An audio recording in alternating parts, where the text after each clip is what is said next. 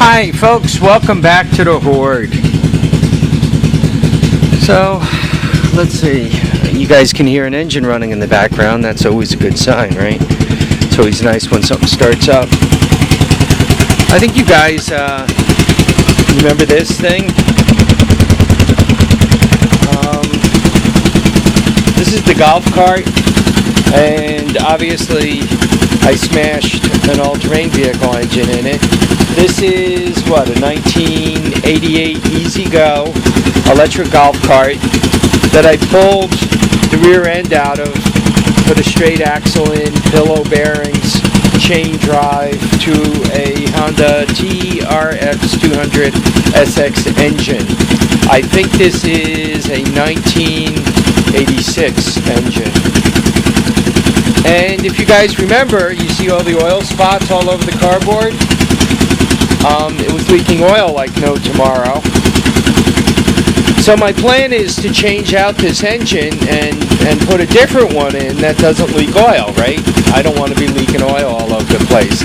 It's not good for the environment. It makes a mess in the garage. You know, I don't like oil drippers.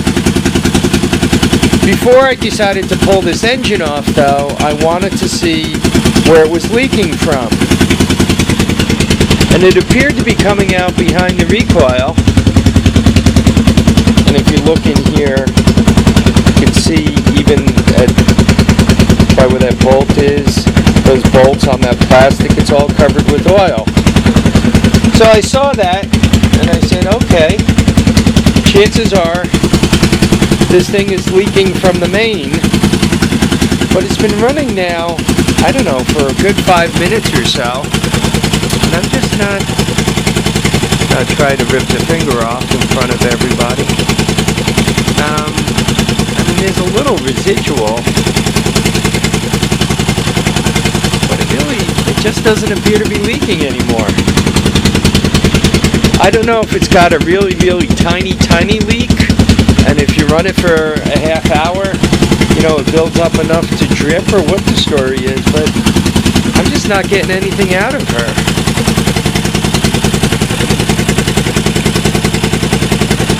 I mean, you can see on the cardboard, there's really, you know, directly beneath the motor, there's nothing.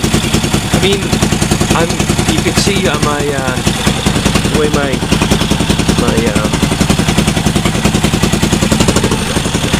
coveralls are moving. I think you guys can see it.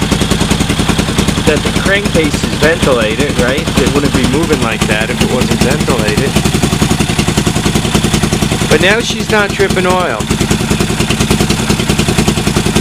I would think by taking the screws out from the cover that if there was a crack or something, it would be dripping from there. Does it make sense that it only drips oil when the engine's turning? But it doesn't look like this area is all wet. As a matter of fact, it looks nice and dry. The chain looks dry.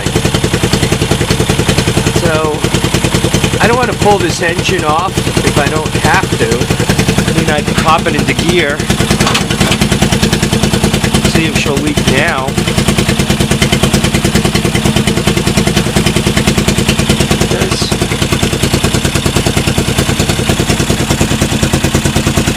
Yeah, there is a little bit there.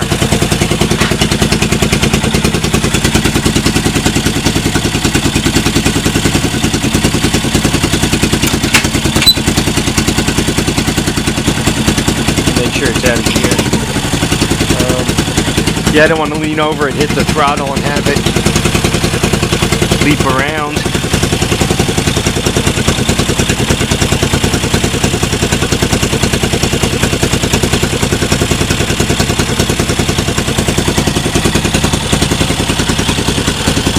I'm not quite sure what to think of this thing.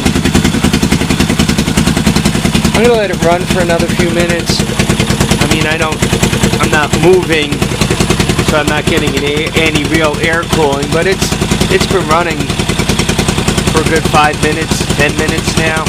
Well, heck, it's been running almost 5 minutes since I started talking.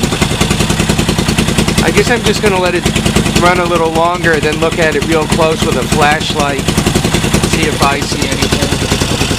Get you guys in a little closer.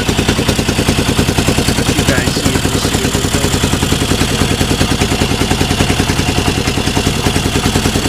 It really looks pretty good.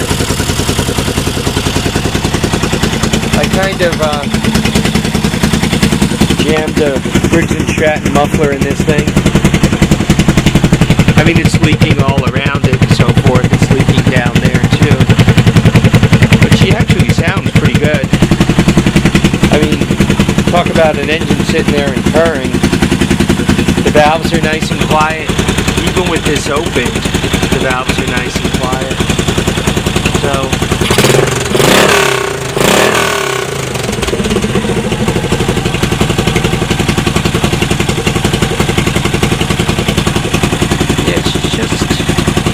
not dripping. There must be a really slow leak behind the cover. Maybe it is a main and it's really, really slow, especially given that it's up higher in here. Must be a like horrible slow leak, and then because once you bolt this on, it kind of seals things up. So then gradually, as you're running it around, it kind of fills up a little bit. But it's just, I mean, it's been running now, approaching 10 minutes, and I got no drifty drip.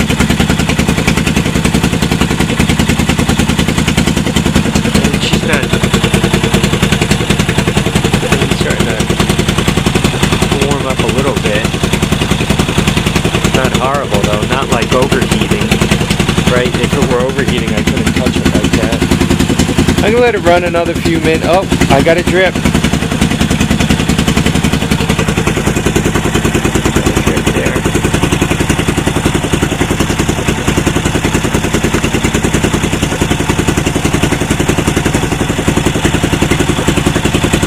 I'm going to go at it with a flashlight and see if I can see where it's coming out of. My guess is the seal behind that is probably shot.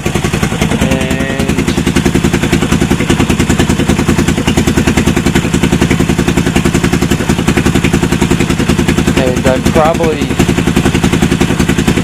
not sure what it looks like back there. I'm not sure if I just undo the bolt and take that off and I can change the seal, or if I got to pull the cover off to change the seal. I don't know if it goes in the back or in the front. I don't know if it goes in this way or it comes around the back. I wonder if I end up having to buy most of a gasket set to get that seal. Well, I guess I'll figure it out. So, troubleshooting an oil leak. Folks, I want to thank you all for watching and commenting and subscribing. Remember to keep your feet down, keep your head up, and remember to get out there and enjoy all your days. Oh, by the way, been a little slow with the comments. Sorry about that. I'm having a lot of computer problems.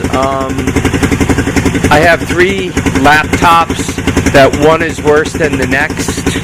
I have a Windows 7 laptop that's actually really a nice looking laptop, but it won't seem to do anything. I think it might need the Explorer updated or something. I'm going to have to spend some quality time with that. Then I got a Windows 8 laptop that I upgraded to Windows 10, and it's just been horrible. Ever since I did that, it's been a piece of junk. I think if you buy a Windows 10 machine as a Windows 10 machine, you're probably relatively happy with your Windows 10 machine. If you have a Windows 8 machine or a Windows 7 machine that you upgrade to Windows 10, you might be punching yourself in the face right now, repeatedly and hard. So I just went back to Windows 8 with that, and hopefully that's going to behave itself a little bit better.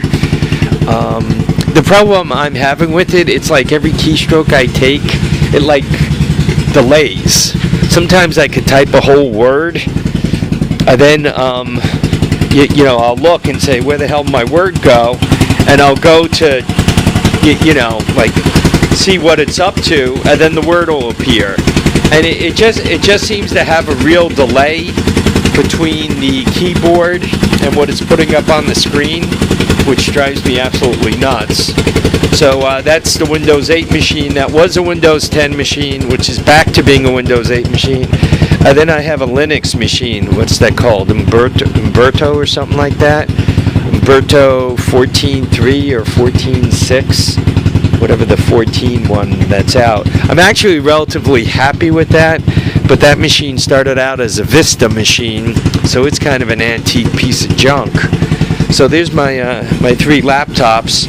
I really don't want to have to add a 4th laptop to the pile, but I do need a functioning system, obviously. So that's been slowing down my ability to get back to some of the comments.